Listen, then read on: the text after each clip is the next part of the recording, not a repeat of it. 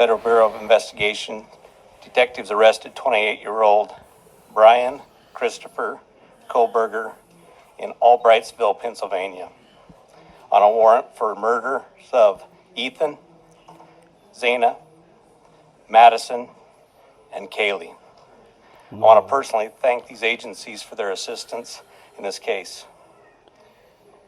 Kohberger resides in Pullman, Washington, and is a graduate student at Washington State University. What? We will provide as much information as we can about the extradition to Idaho and the criminal process. However, due to Idaho state law, we are limited in what information we can release today until Kohberger has his initial appearance in Idaho court. I want to express my appreciation to our local community, the people of Idaho, and those throughout our nation who provided information to help us investigate these murders has been very impressive. We've received over 19,000 tips, and we've conducted over 300 interviews.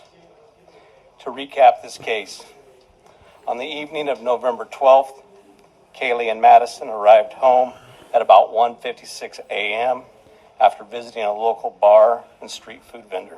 Okay. Ethan and Zana were at the Sigma Chi house before arriving home around 1:45 a.m. The two surviving roommates had also been in the community but returned around 1 a.m. On the morning of November 13th, a 911 call was made at 11:58 a.m. reporting an unconscious person at the residence. The call came from inside the home from one of the surviving roommates' cell phones. Moscow police responded and found 2 victims on the 2nd floor and 2 victims on the 3rd floor. On November 17th, autopsies were conducted and the Latah County coroner confirmed the identity of the 4 victims.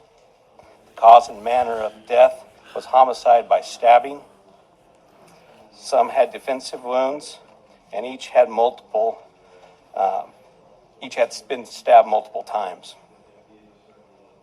These murders have shaken our community, and no arrest will ever bring back these young students. However, we do believe justice will be found through the criminal process. This was a very complex and extensive case.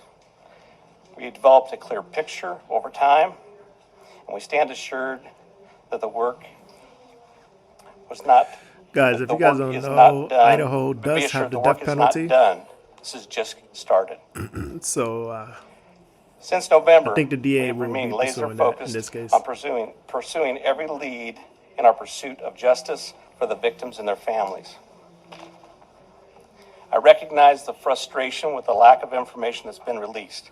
However, providing any details in this criminal investigation might have tainted the upcoming criminal prosecution or alerted the suspect of our progress. We will continue to provide as much information as we can as the process moves forward. Today, I want to specifically thank our dedicated Moscow Police Department detectives, patrol officers, the Idaho State detectives, the Idaho State troopers, and their crime lab technicians and scientists, and the Federal Bureau of Investigation for the resources and personnel to conduct this massive investigation. It was the dedication of them and the persistence and the numerous hours that led to an arrest. Fortunately, these highly skilled people worked together as a cohesive team to solve this case. I also want to thank our community and the nation. Over the past 6 weeks, I've been continually reminded of how much our community cares. Locally, public support has been exceptional with kind words, food for investigators, and letters of support. You will never know how much your words of encouragement help us through these trying times. I appreciate each of you and each of your kindness. Agencies and individuals from across the nation have reached out to us to express their support to this department. I'm reminded how our Moscow community, our families, and the nation has been impacted by this daily. Finally, I do want to thank our media partners for the help. You kept this in the news. You helped us with tips. You kept things going, and we truly appreciate that. And you are the product of those 19,000 tips that we received, which is an impressive number. I would like to invite Bill Thompson, the county prosecutor, up at this time.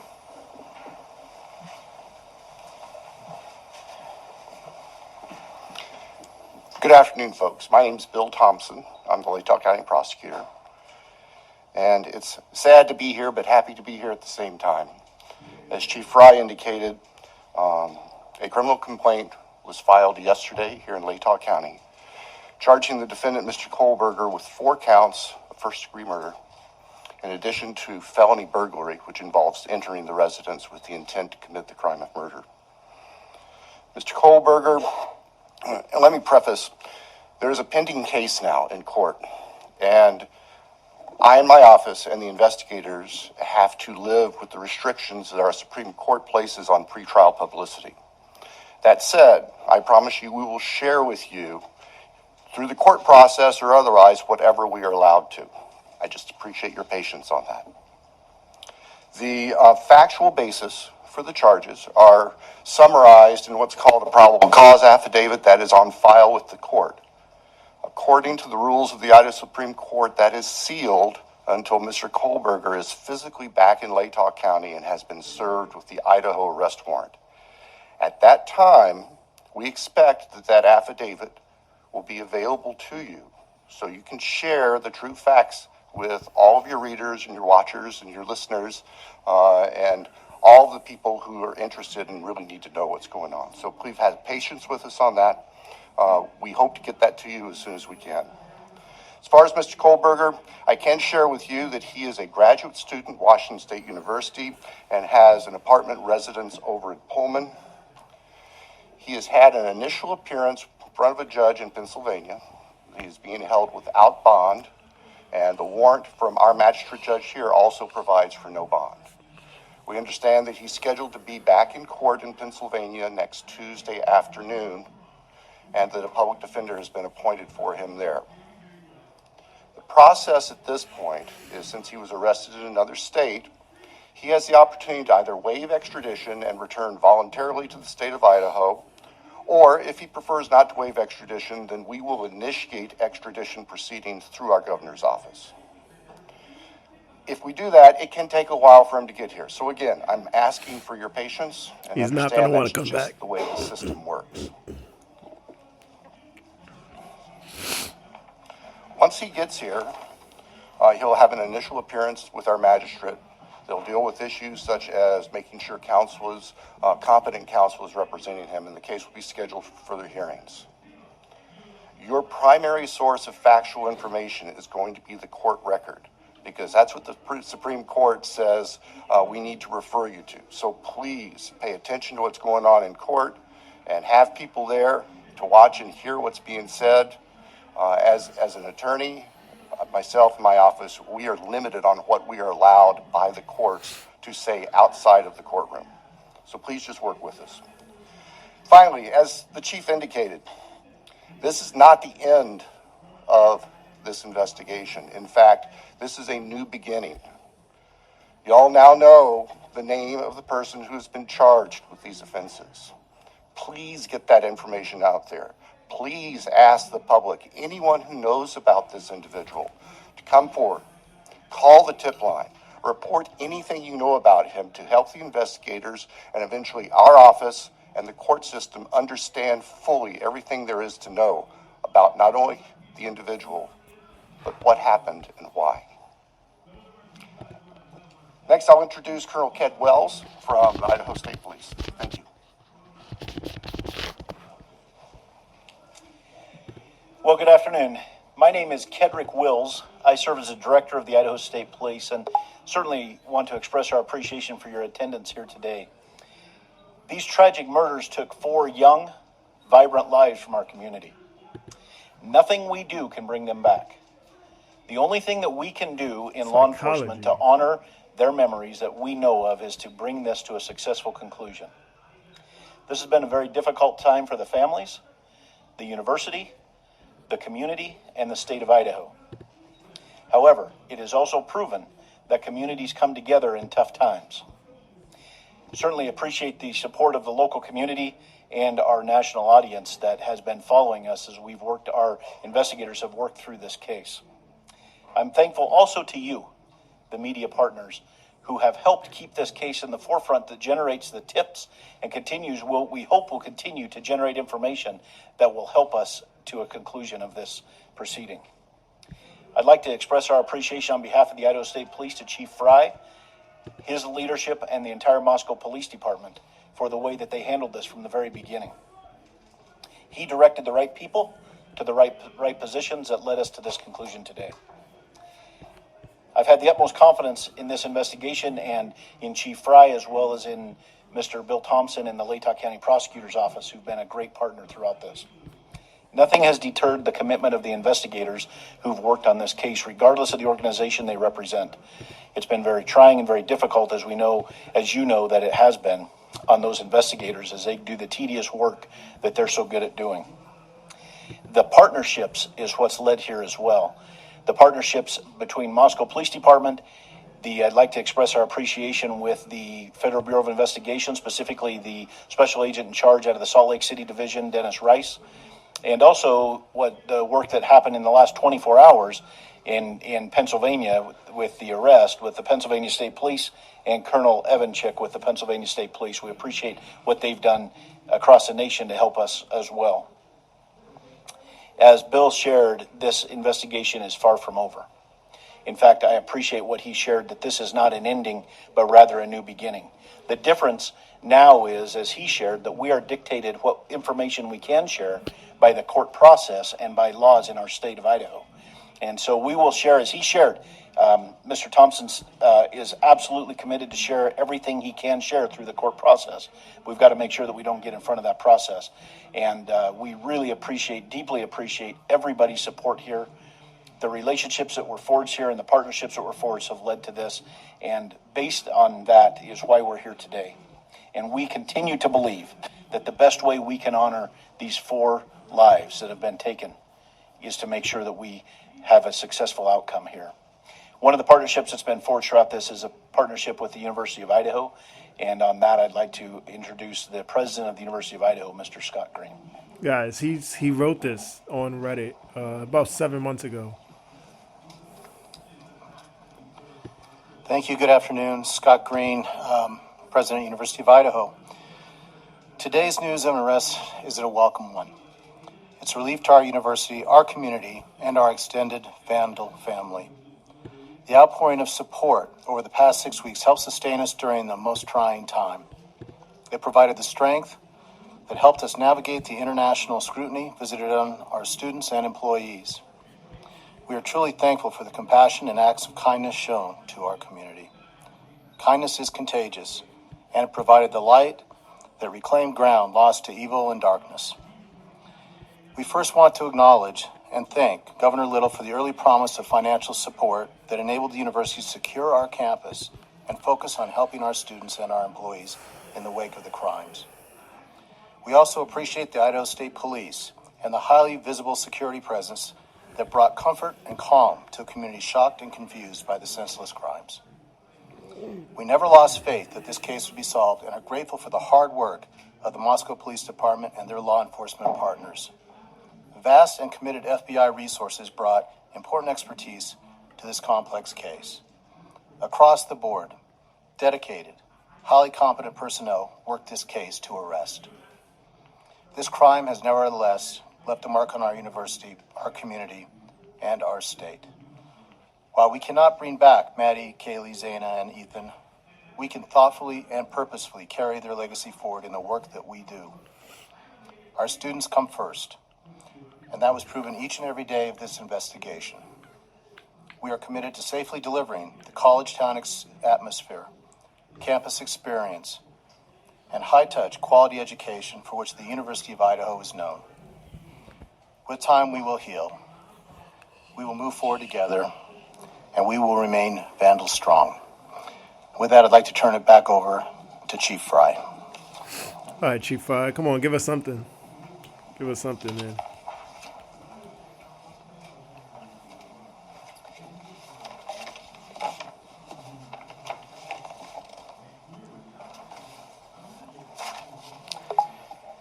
So now we will open the floor to questions. However, I want to remind everyone, as Prosecutor Bill Thompson explained, any factual information regarding the arrest of Kohberger is currently sealed per Idaho law and will not be released until he has appeared in an Idaho court. Please formulate your questions accordingly. I recognize there are a lot of questions, and I will try to answer as many of them as I can. All right, perfect. This is the juicy part, guys. This is where we get. Hope people ask some good questions. Lauren Patterson, Northwest Public Broadcasting, Spokane Public Radio. I realize the records are sealed. I guess I'm not too familiar with how it works, but can you tell us what tip, what lead, what piece of evidence really led you all the way from Idaho to the suspect in Pennsylvania? As I've said in the past, that's part of our investigation, and we won't be releasing that at this time. We will have those answers. We'll have them as soon So as they we can't say can anything? make those available to you. Then a quick follow-up and a two-parter. Is our community safe, or is law enforcement still on the search for other suspects who might be involved in this attack? What I can tell you is we have an individual in custody who committed these horrible crimes, and I do believe our community is safe, but we still need to be vigilant, right? We still have talked about this in the past. We always need to be aware of our surroundings and make sure that we're aware of what's going on. What type of answer is that? Hi, Chief. How soon into the investigation did police and law enforcement begin to spot Mr. Kohberger as a potential suspect? And a follow-up, how many tips, if you can say, were specifically related to Mr. Kohberger? To the tip part, honestly, I can't answer that question, so I'm not even going to speculate on that. On the other part, that's part of our investigation, and it will come out. I'd like the mic to please come right over here. So he's not really answering questions. It's just he's Thank just you. saying everything Dana is a Griffin part of with the NBC investigation. News. Can you confirm that Kohberger asked whether or not anyone else had been arrested when he was in custody? I cannot confirm that, or What? I'm not sure of that information, but that would still be a part of our investigation. Did CODIS initially return any hits on this guy? That's still part of our investigation. That will come out. If we could get somebody over here, please. And then one final question. Is there any message to the online sleuths who slandered and harassed people who they believed were responsible? There was a lot of speculation going on, and we've always said from the very beginning that we're the official message that comes out, and to pay attention to what we're putting out there to the press. I'm Nancy Liu with News Nation, and we were over at the house this morning, and you told us that the remediation would begin today. It was suddenly stopped. Can you tell us why? Yes. The house cleanup has been halted, and that came by a legal request from the court. Christina Corbin, Fox News. Chief, have you identified a motive? That is part of the investigation, and that will come out as we continue the investigation. But what we still ask is for people to continually send us things in the tip line. We are still looking for more information. We're still trying to build. All right, this is some BS. He's not answering any questions. Everything is a part of the investigation. So what this tells me is that there is more evidence. He actually did say, once he got arrested, that he asked the police officers, am I the only one who was arrested?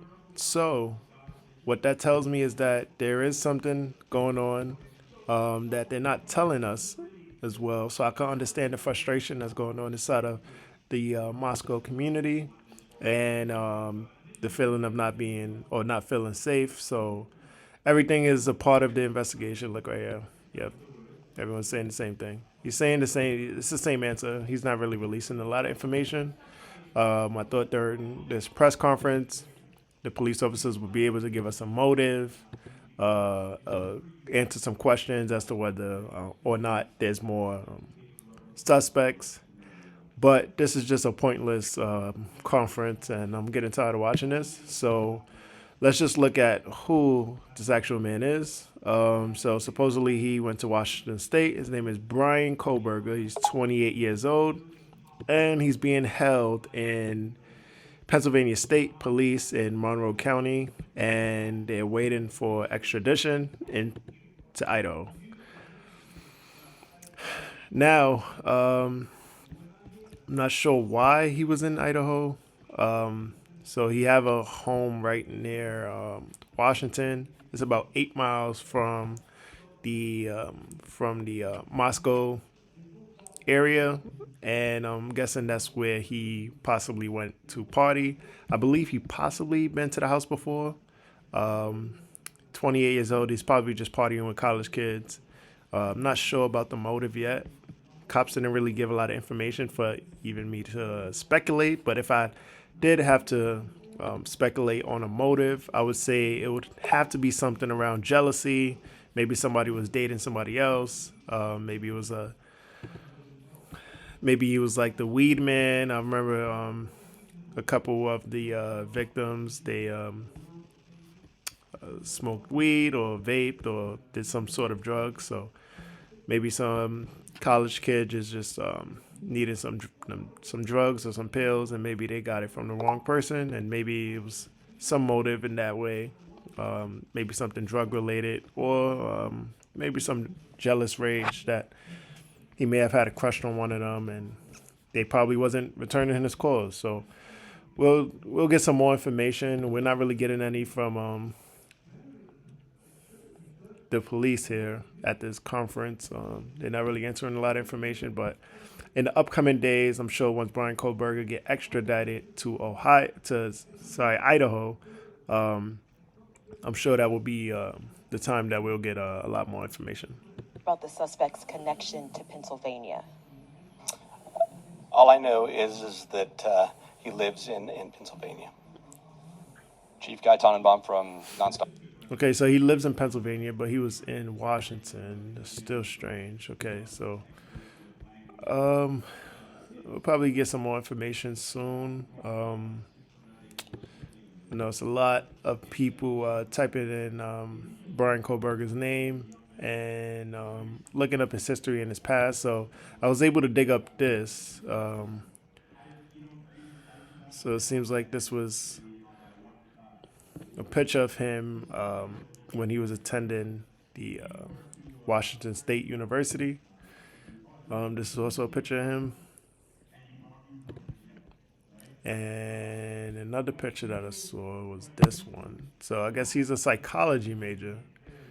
And this was one of his favorite quotes. It is the mark of an educated mind to be able to entertain a thought without accepting it. Aristotle. Now, what do you guys think of that? So this is the suspect, Bryan Kohberger. Bryan Kohberger. And also, this was a Reddit post that he created. It was a research participation that he needed. And he was asking people about to participate in a research project to understand how emotions and psychological traits help influence decision making when committing a crime. So that's something where it took 15 to 20 minutes to complete. He had a link here as well. So this was something that he posted 7 months ago. That's a little weird that he was thinking about that and then he actually committed a crime. So Department of Criminal Justice and Criminology. So he actually knew a lot about crime and possibly how to get away and how to not get detected. That's probably why he was remained undetected for so long. But also, I think he may have had an accomplice, maybe a lookout, someone that tipped him off to that these victims were going into their home at that time. Because who stays up till 3 or 4 o'clock in the morning? You know, like that's something. It seems like he waited for them to sleep. Now, someone may have tipped him off. Someone knows this guy that's in the area. Now that his face is out there, I'm sure we'll get more information. Maybe it was people that partied with him and things like that. So I'll definitely keep an eye out for that. I'm sure he was in some of those parties. All right, so let's see what they're saying now. Yeah, pretty much. Here live on WFLA now. We're not going anywhere. We're going to be breaking down what we have learned, and if yeah, we didn't really learn anything. This is a lot of build up for nothing. Exactly. It's a waste of a press conference.